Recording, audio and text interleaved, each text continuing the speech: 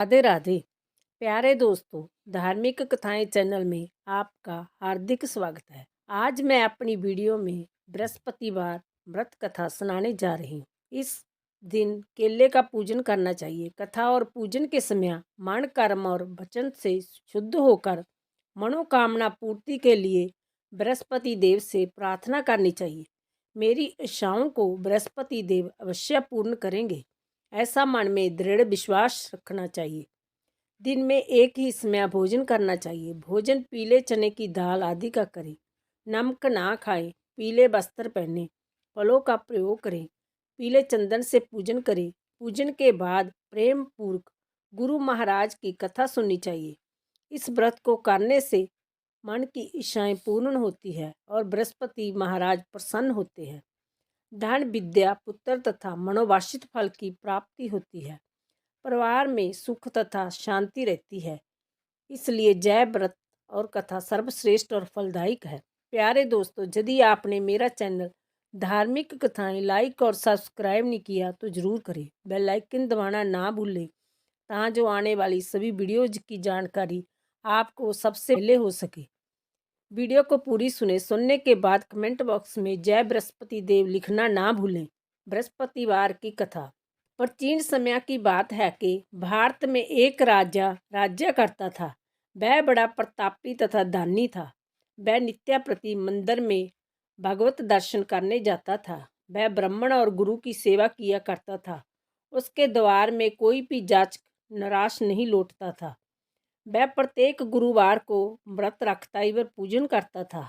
हर दिन गरीबों की सहायता करता था। परंतु यह बात उसकी रानी को अच्छी नहीं लगती थी।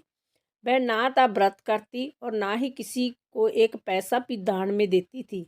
वह राजा से भी ऐसा करने को मना किया करती थी। प्यारे दोस्तों, एक समय की बात है कि राजा शिकार खेलने वन को चले गए। घर पर रानी और दासी थी। उसी समय गुरु बृहस्पति ने साधु का रूप धारण कर राजा के दरवाजे पर भिक्षा मांगी तो वह कहने लगी, हे साधु महाराज, मैं इस दान और पुण्य से तंग आ गई हूँ। इस कार्य के लिए तो मेरे पति देव ही बहुत हैं। अब आप ऐसी कृपा करें कि सारा धन नष्ट हो जाए तथा मैं आराम से रह सकूं। साधु रूपी बृहस्पति देव ने कहा, हे देवी, तुम बड़ी विचित्र हो। संतान और धन से कोई दुखी नहीं होता है, इसको सभी चाहते हैं। पापी भी पुत्र और धन की इच्छा करता है।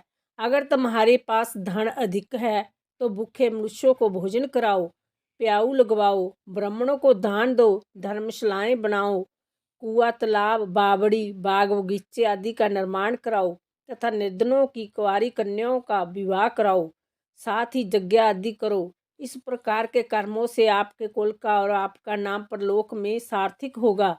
इस स्वर्ग की प्राप्ति होगी। परंतु रानी साधु की इन बातों से खुश नहीं हुई। उसने कहा, हे साधु महाराज, मुझे ऐसे धन की आवश्यकता नहीं जिसको मैं अन्य लोगों को दान दूं तथा जिसको रखने और संभालने में ही मेरा सारा समय नष्ट हो जाए। प्यारे दोस्तों, साधु ने कहा, हे देवी, यदि तुम्हारी ऐसी इच्छा है तो जैसा मैं तुम्हें बताता हूँ तुम वैसा ही करना।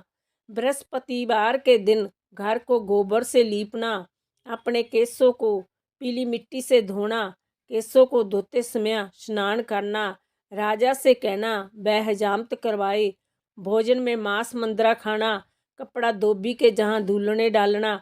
इस प्रकार 7 बृहस्पतिवार करने से तुम्हारा सब धन नष्ट हो जाएगा। जय कहकर साधु महाराज रूपी बृहस्पति देव अंतर ध्यान हो गई। रानी ने साधु के कहने के अनुसार 7 बृहस्पतिवार वैसा ही करने का विचार किया। साधु के बताए अनुसार करते हुए केवल 3 बृहस्पतिवार ही बीते थे कि उसकी समस्त धन संपत्ति नष्ट हो गई। भोजन के लिए दोनों समय परिवार तरसने लगा तथा संसारिक भोगों से दुखी हो रहने लगा। तब वह राजा रानी से कहने लगा कि हे रानी, तुम जहाँ पर रहो मैं दूसरे देश को जाता हूँ, क्योंकि जहाँ पर मुझे सभी मनुष्य जानते हैं, इसलिए मैं जहाँ कोई कार्य नहीं कर सकता।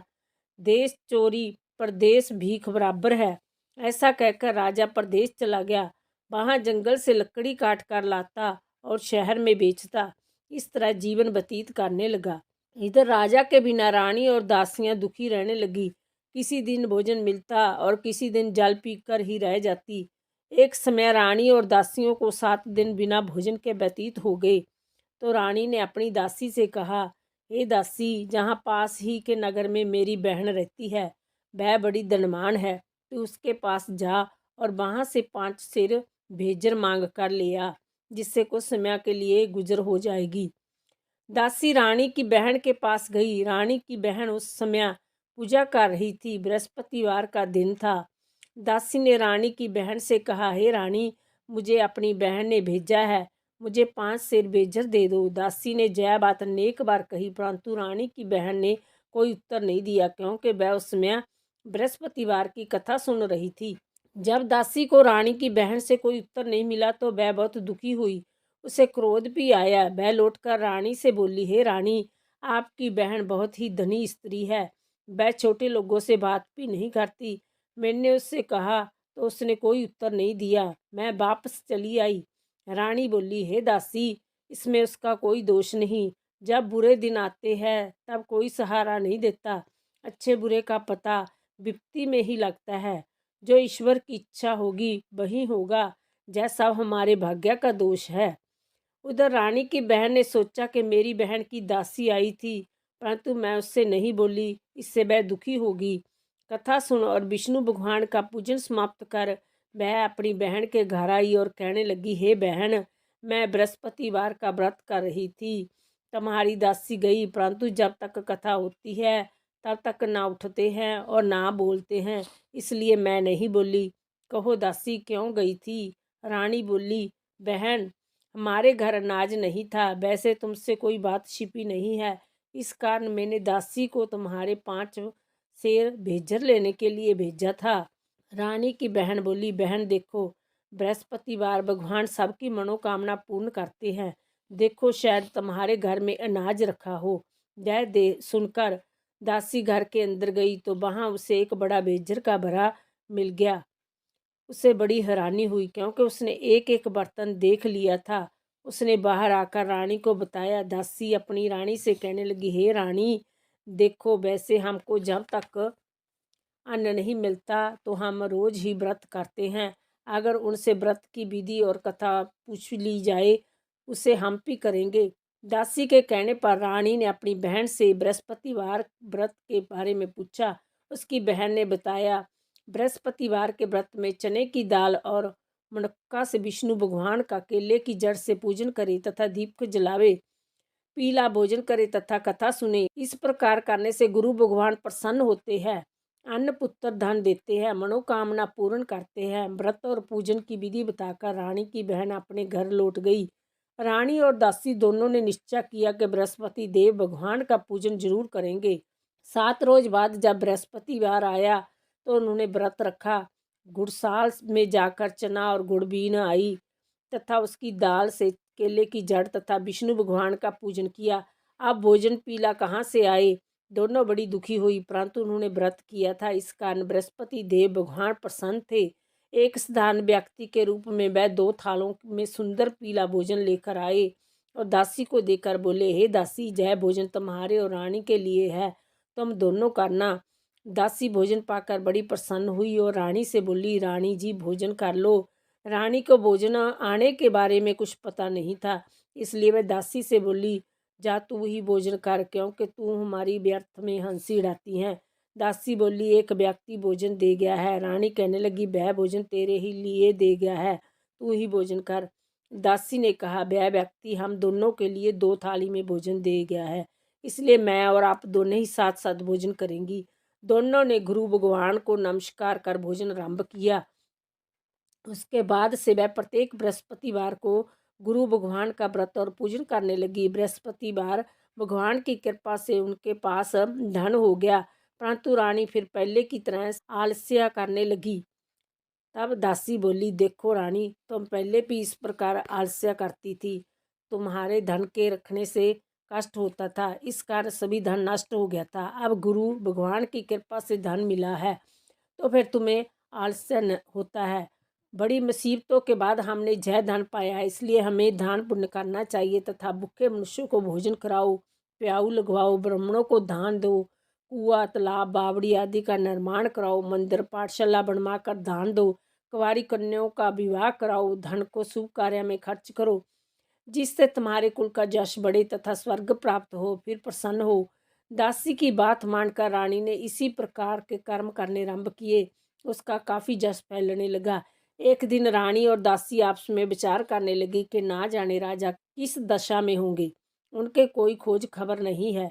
गुरु भगवान से उन्होंने प्रार्थना की और भगवान ने रात्रि में राजा को सपन में कहा, हे राजा उठ, तेरी रानी तुझको जार करती है, अब अपने देश को लौट जा। राजा प्रंतःकाल उठा। वह विचार करने लगा कि स्त्री जाति खाने और पहनने की ही साथी होती है, पर भगवान की आज्ञा मानकर वह अपने नगर को चलने के लिए तैयार हुआ। जब राजा प्रदेश गया तो प्रदेश में बहुत दुखी रहने लगा। प्रतिदिन जंगल से लकड़ी बीन कर लाता और उसे शहर में बेचकर अपने दुखी जीवन को बड़ी कठिनता से व्यतीत करता था। एक दिन राजा दुखी हो अपनी पुरानी बातों को जार करके रोने लगा। उस जंगल में बृहस्पति देव एक साधु का रूप धारण कर आए और राजा के पास आकर बोले, हे लकड़हारे, तुम इस सुनसान जंगल में किस चिंता में बैठे हो, मुझे बतलाओ। यह सुनकर राजा के नेत्रों में जल भर आया और साधु की वंदना कर बोले, हे प्रभु, आप सब कुछ जानने वाले हैं। इतना कहकर राजा ने साधु को अपनी पूर्ण कहानी सुना दी। महात्मा दयालु होते हैं। वह राजा से बोले, हे राजा, तुम्हारी पत्नी ने बृहस्पतिवार के प्रति अपराध किया था, जिसके कारण तुम्हारी यह दशा हुई। अब तुम किसी प्रकार की चिंता मत करो, भगवान तुम्हें पहले से अधिक धन देंगे। देखो, तुम्हारी पत्नी ने बृहस्पतिवार का व्रत आरंभ कर दिया है। अब तुम भी बृहस्पतिवार का व्रत करके चने की दाल व गुड़ जल के लोटे में डालकर केले का पूजन करो, फिर कथा कहो। जय सुनो, भगवान तुम्हारी सब मनोकामनाओं को पूर्ण करेंगे। साधु को प्रसन्न देखकर राजा बोला, हे प्रभु, लकड़ी बेचकर इतना पैसा भी नहीं बचता जिससे भोजन करने के उपरांत कुछ बचा सकूं। मैंने रात्रि में अपनी रानी को व्याकुल देखा। मेरे पास कोई साधन नहीं जिससे मैं उसका समाचार जान सकूं। फिर मैं बृहस्पति देव की कथा कहानी कहूँ, जय भी मुझको कुछ मालूम नहीं है। साधु ने कहा, हे राजा, तुम किसी बात की चिंता मत करो। बृहस्पतिवार के दिन तुम रोजाना की तरह लकड़ियाँ लेकर शहर में जाओ। तुम्हें रोज से दुगना धन प्राप्त होगा, जिससे तुम बड़ी भांति भोजन कर लोगे तथा बृहस्पति देव की पूजा का सामान भी आ जाएगा। बोलो बृहस्पति देव की जय।